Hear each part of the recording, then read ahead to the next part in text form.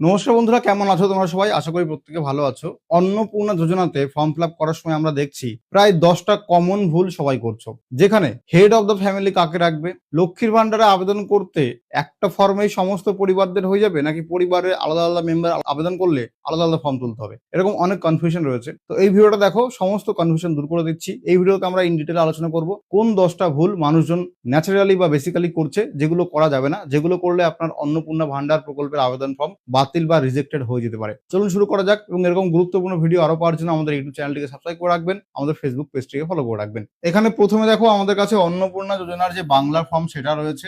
Bangla form বা English form একই রকম ফর্ম, শুধুমাত্র ভাষা চেঞ্জ। ঠিক আছে, এটা হচ্ছে ইংলিশে ফর্ম আর আগেরটা হচ্ছে বাংলাতে ফর্ম। ফর্মের প্রথমেই আমি যেটা বলবো সেটা হচ্ছে, এই ফর্মটা ফিল আপ করার সময় সমস্ত কিছু ইংরেজির যে ক্যাপিটাল লেটার আছে এই ক্যাপিটাল লেটারে ফিল আপ করবে। ঠিক আছে, কখনো কিন্তু যেভাবে আমরা সই করি বা লিখি স্মল লেটারে ফিল আপ করবে না। মানে আমরা তো নর্মালি এইভাবে লিখি, নর্মালি আমরা এইভাবে লিখি, এইভাবে লিখবে না, এরকম ক্যাপিটাল লেটারে লিখবে, অর্থাৎ ইংরেজির বড় হাতের অক্ষরে ফিল আপ করবে। সেটা তুমি এই বাংলা ফর্ম ফিল আপ করো অথবা ইংলিশ ফর্মটা ফিল আপ করো, যেই ফর্মটা ফিল আপ করো না কেন ইংরেজির বড় হাতের অক্ষরে লিখে লিখে ফিল আপ করবে। কেন বলছি, কারণ এই যে অফলাইন ফর্মটা ফিল আপ করে তোমরা জমা দেবে এবং ওই ফর্মটা দেখে দেখে যে সরকারি আধিকারিক আছে তারা কিন্তু এরকম কম্পিউটারে তুলবে, ডাটা এন্ট্রি করবে বা ডিজিটালাইজ করবে। তাহলে তোমার ফর্মটা দেখে দেখে যখন ওই সরকারি আধিকারিকরা ফর্মটা কম্পিউটারে তুলবে, তখন ওই ক্যাপিটাল লেটার দেখে দেখে ফিল আপ করতে সুবিধা হবে, ভুল কম হবে। আমরা অনেক ক্ষেত্রে দেখেছি যে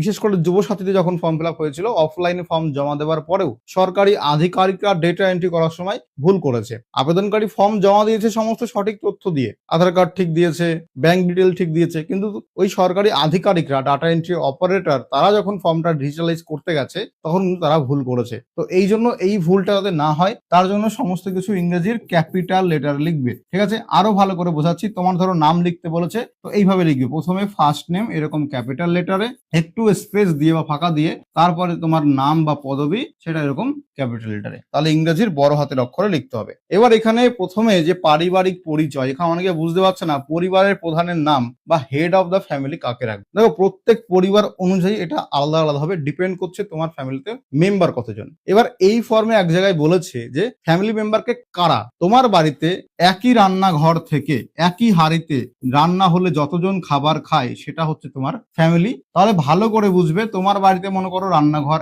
একটা, মানে একটা না 3-4টা রান্নাঘর থাকতে পারে। আমি মনে করছি যে যেই রান্নাঘর থেকে যারা যেই হাই সেম ভাত খায় তারা, মনে করো এখানে কেউ রয়েছে বাবা, তারপরে আছে মা, এরপরে আছে কন্যা তাহলে হবে ডটার, এবং সবশেষে আছে ব্রাদার বা ভাই। তাহলে এই 4জন মেম্বারের একটা ফ্যামিলি। এবার এই 4জন